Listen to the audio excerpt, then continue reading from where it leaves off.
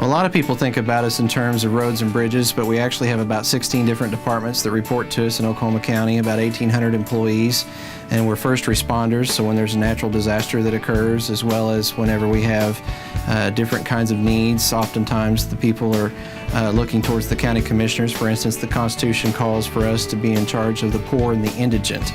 So I've led things like the Salvation Army coat drive, as well as the responses to the snowstorms just this week. The thing I'm the most proud about is twofold. We had 8,000 coats we rounded up for the coat drive this year that I headed up for the Salvation Army. So that was good to know that we were able to help clothe so many people during the cold.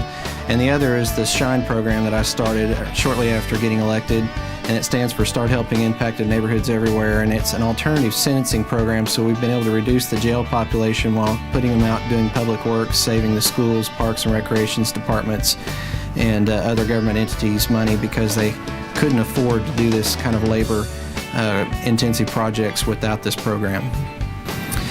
You know, really to go and work under people who have been successful, that's the #1 way to learn the tricks of the trade, so to speak, and try to just volunteer as much of your time and network and make as many contacts as you can. But the key is to stay in touch with them, not just to meet them and then let that contact go forever. You've got to do things like Christmas cards and call on them and set up lunches and make sure you're available to them if they ever need help, and it will all come back to you. Really, with the SHINE program, the #1 goal I've got in my personal life is to try to have a visible transformation go across Oklahoma County. I really think that we can beautify it. I think we can have all kinds of festivals and other things that were formerly cost prohibitive simply because we didn't have the labor component in place.